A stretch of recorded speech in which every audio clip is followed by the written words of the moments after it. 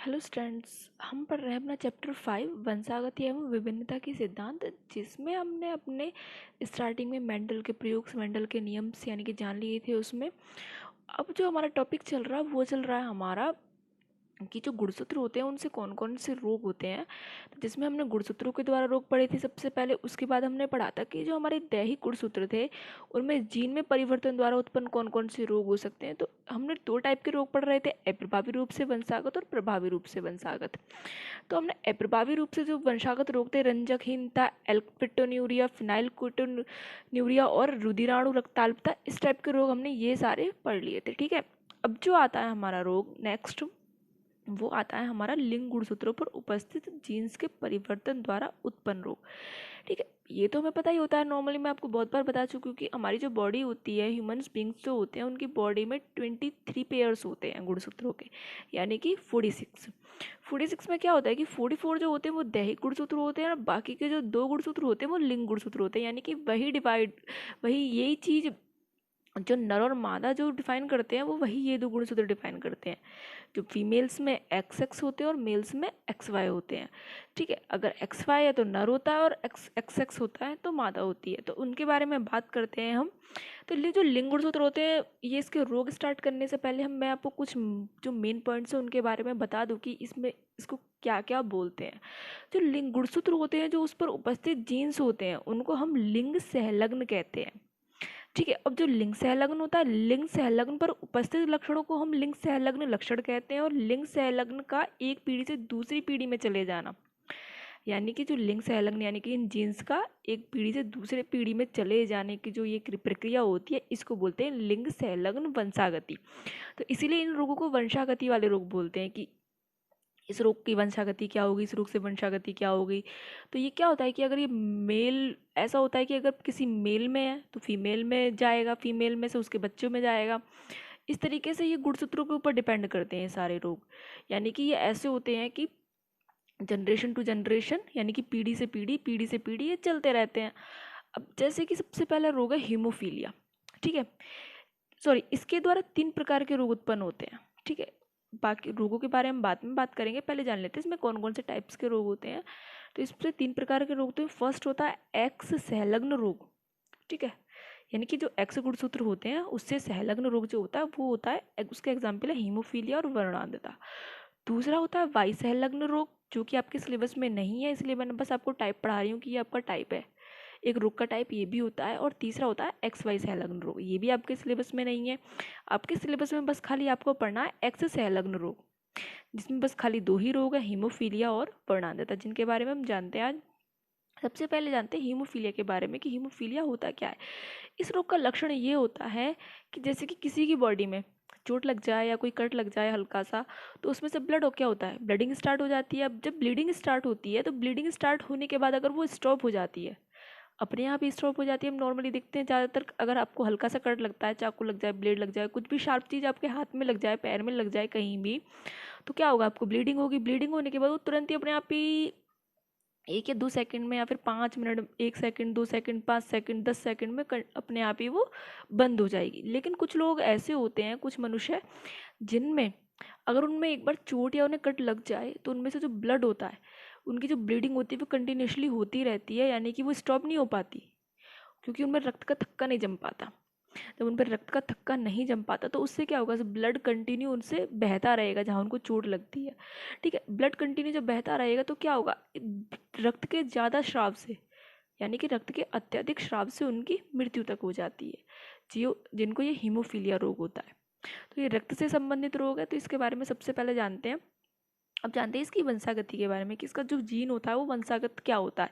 तो इसका जो जीन होता है वो होता है एक्स एच, यानी कि एक्स के ऊपर एच, जो अप्रभावी रूप से वंशागत होता है। यानी कि वंशागत का मतलब कि जनरेशन टू जनरेशन जाता है। ठीक, यानी कि अगर एक जनरेशन में फीमेल्स को है तो दूसरे जनरेशन में दूसरी फीमेल, उससे उसके बच्चों को हो जाएगा, उससे उसके बच्चों को हो जाएगा। जो ये जो वंशागत वाले जो रोग हैं, यानी कि जो लिंग गुणसूत्र वाले रोग हैं, इनमें क्या है, हम पहले जो रोग पढ़ रहे थे अप्रभावी रूप से वंशागत वाले, उनमें क्या था कि उनमें बस खाली रोगी था, वाहक नहीं था कोई।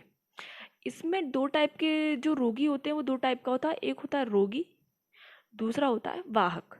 अब रोगी और वाहक के बारे में बात करेंगे। अभी जब पहले पढ़ लेते हैं इसके बारे में कि रोगी और वाहक क्या होते हैं, ठीक है। क्योंकि इसमें जो केसेस होते हैं वो नॉर्मली एक जनरेशन में एक वाहक होता है, एक रोगी होता है, एक सामान्य होता है, और यानी कि एक दो रोगी हो जाएंगे, दो वाहक हो जाएंगे और एक सामान्य हो जाएगा, या फिर इस तरीके से इनमें चलता रहता है सब कुछ, ठीक है। तो उसके बारे में बात करते हैं। तो इसका जीन के बारे में हमने जान लिया कि इसका जीन क्या होता है। इसका जीन होता है एक्स के ऊपर एच, जो अप्रभावी रूप से वंशागत होता है। एक्स कौन सा गुणसूत्र है? एक्स जो होता है ये फीमेल गुणसूत्र है, यानी कि एक्स एक्स से क्या होता है, एक्स एक्स क्या होती है, फीमेल्स होती है, एक्स वाई मेल होता है। अगर इन दोनों के ऊपर एक्स एच है, इन दोनों के ऊपर अगर एक्स एच जीन है, दोनों एक्स के ऊपर एच जीन है, तो ये क्या होंगे, ये रोगी होंगे। और अगर इनमें से एक एक्स के ऊपर एच और एक एक्स सिंगल है, तो ये वाहक होंगे। यानी कि वाहक यानी कि बस खाली एक पीढ़ी को, अपनी एक पीढ़ी में से बस खाली एक इंसान को ये रोक देंगे, ठीक है। ये रोगी नहीं होंगे, ये वाहक होंगे खाली इसके। रोगी कौन सा होगा? जिसके एक्स के ऊपर दोनों जीन होंगे, यानी कि फीमेल्स में होता है, ठीक है। अब आती है बात मेल्स की। अब मेल्स जो होते हैं उनमें तो एक ही एक्स होता है, दूसरा गुणसूत्र वाई होता है। तो ये क्या होंगे फिर? इनमें क्या होता है कि इनमें अगर एक एक्स के ऊपर एच आ जाए तो ये मनुष्य भी रोगी हो जाता है, यानी कि ये नर भी रोगी हो जाता है। तो जानते हैं कि देखिए एक्स के ऊपर एच है, एक्स के ऊपर एच है, तो मादा क्या है? मादा रोगी होगी। अब एक एक्स के ऊपर एच और वाई है तो नर भी रोगी होगा। अब एक एक्स के ऊपर एच और एक एक्स के ऊपर कुछ नहीं है तो क्या होगी? मादा खाली वाहक होगी, यानी कि बस खाली अपनी जनरेशन में एक व्यक्ति को वो ये रोक देगी, रोगी नहीं होगी ये। रोगी जब होती है जब उसके दोनों जीन्स के ऊपर एच होता, यानी कि हीमोफीलिया होता। तो उसके इस जीन के ऊपर, यानी कि उसके एक जीन के ऊपर एच है, एक जीन के ऊपर एच नहीं है, तो वो मादा खाली वाहक हुई उसकी। अब एक्स वाई होगा सामान्य नर और एक्स एक्स होगी सामान्य मादा। तो इसके बारे में जानते हैं पहले हम। अब हीमोफीलिया की वंशागति कैसे बताएंगे हम? ये जो चैप्टर है आपका बहुत ही ज़्यादा इंटरेस्टिंग, और इससे अगर आपके एक बार समझ में आ जाए तो आपका इतना स्कोरिंग है कि आप बोर्ड में सबसे ज़्यादा नंबर लेके आ सकते हैं इसमें, ठीक है। बस आपकी समझने की देर है, क्योंकि इतना इजी चैप्टर है, पूरी बायो का सबसे इजी चैप्टर, और सबसे ज़्यादा स्कोरिंग और सबसे ज़्यादा क्वेश्चंस इसी में से आते हैं आपके बोर्ड्स में। तो बात करते हैं हीमोफीलिया की वंशागति के बारे में। तो मान के चलते हैं जैसे कि क्वेश्चन बनता है हमारा कि जो पुरुष है, एक पुरुष हीमोफीलिक की शादी स्त्री वाहक से हो जाती है। स्त्री रोगी नहीं है, स्त्री वाहक से हो गई उसकी शादी। तो अब जो इनकी जनरेशन होगी वो किस तरीके से होगी? तो अब हमें पता है कि जब पुरुष हीमोफीलिक है तो उसके एक्स के ऊपर एच गुणसूत्र होगा, सॉरी एच जीन होगा, और वाई यानी कि एक्स एच हीमोफीलिया वाई। और जो स्त्री वाहक होगी उसके दोनों एक्स के ऊपर हीमो एच नहीं होगा, यानी कि एक सिंगल एक्स के ऊपर एच होगा। जब इनका आपस में दोनों का ये क्या हो गए? जनक हो गए। इनका आपस में जब इनके युग्मक जो बनेंगे वो क्या बनेंगे? इस एक्स से एक्स एच बनेगा और वाई से खाली वाई बनेगा, और स्त्री वाहक से एक्स एच और एक्स से सिंगल एक एक्स। अब जब इस वाले एक्स एच की इससे आपस में हम संकरण कराएंगे तो क्या बनेगा? X H x H. अब इस एक्स एच की इससे कराएंगे तो क्या बनेगा? X H x. अब इस वाई की इस एक्स एच से कराएंगे तो एक्स एच वाई।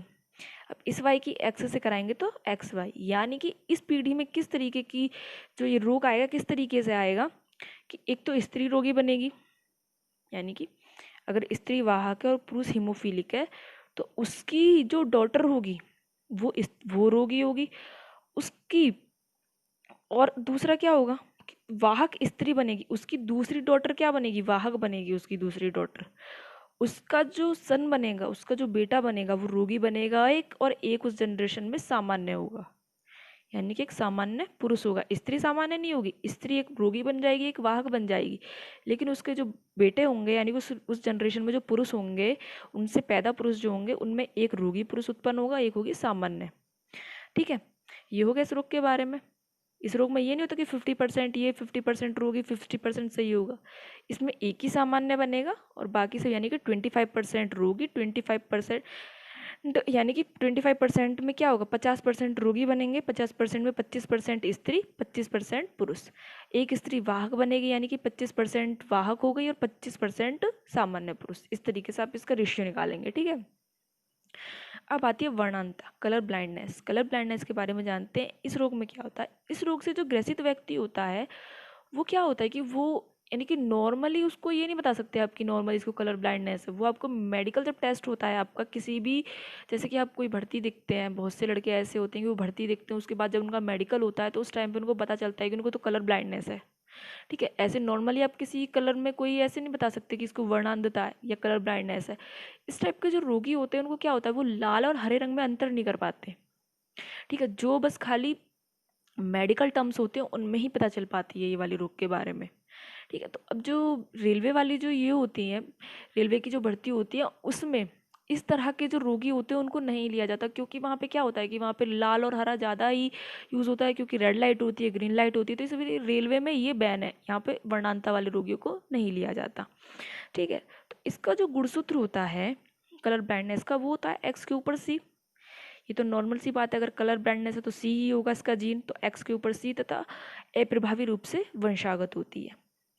अब बात करते हैं इसमें कि क्या रोगी होगा, क्या वाहक होगा, क्या सामान्य होगा, क्या रोगी स्त्री होगी। अगर एक एक्स के ऊपर सी है और एक वाई है तो रोगी पुरुष होगा, क्योंकि एक्स एक्स के ऊपर ही जीन होते हैं सबके उपस्थित, ये जो लिंग गुणसूत्र होते हैं, वाई के ऊपर जीन नहीं उपस्थित होता है इनका, एक्स के ऊपर इनका जीन उपस्थित होता है। तो एक एक्स के ऊपर सी होगा और एक एक्स, वाहक स्त्री हो गई। दूसरा, अगर एक्स एक्स के ऊपर सी उपस्थित है तो रोगी स्त्री हो जाती है, और एक्स एक्स होता है तो सामान्य, और एक्स वाई होता है तो सामान्य पुरुष। ठीक है, अब जानते हैं इसके क्वेश्चन के बारे में कि कोई भी वर्णांत पुरुष है उसकी शादी एक स्त्री वाहक के साथ करा दी गई है, तो इनकी जो जनरेशन होगी वो क्या होगी। ठीक है, तो अब इनकी जनरेशन के बारे में जानते हैं। आपको पता है पुरुष वर्णांत क्या होगा, यानी कि एक एक्स के ऊपर सी, वाई के ऊपर कुछ नहीं, वाई अपना एक अलग गुणसूत्र है, यानी कि वाई के ऊपर कोई जीन नहीं होगा, और जो स्त्री वाहक होगी उसकी एक्स के ऊपर सी, एक एक्स उसका सिंगल होगा। अब इनसे क्या युग्मक बनेंगे, एक्स सी से एक्स सी, वाई से वाई, एक्स सी से एक्स सी, एक्स से एक्स। ठीक है, अब जब इनकी आपस में हम संयुग्मन कराते हैं, आपस में संकरण कराते हैं, एक्स सी का एक्स सी से तो स्त्री रोगी बनेगी, एक्स सी का एक्स से तो स्त्री वाहक बनेगी। अब वाई का एक्स सी तो एक्स सी वाई पुरुष रोगी बनेगा, और वाई का एक्स से तो एक्स वाई सामान्य पुरुष बनेगा। यानी कि इन दोनों रोगों में ही ये होता है कि एक जनरेशन में जो उनकी पीढ़ी बनती है उसमें कि जो पुरुष होता है, एक पुरुष सामान्य बनता है, एक पुरुष रोगी बनता है, एक स्त्री वाहक बनती है और एक स्त्री रोगी बनती है। ठीक है, तो ये था आपके इस चैप्टर के बारे में। ये चैप्टर आज का अब कंप्लीट हो गया, उसके बाद हम अपना नेक्स्ट चैप्टर स्टार्ट करेंगे। लेकिन उससे पहले मैं आपको कुछ डाउट्स थे जीनोटाइप और फिनोटाइप में, तो वो मैं आपको पहले क्लियर कराऊंगी, उसके बाद ही हम अपना नेक्स्ट चैप्टर स्टार्ट करेंगे।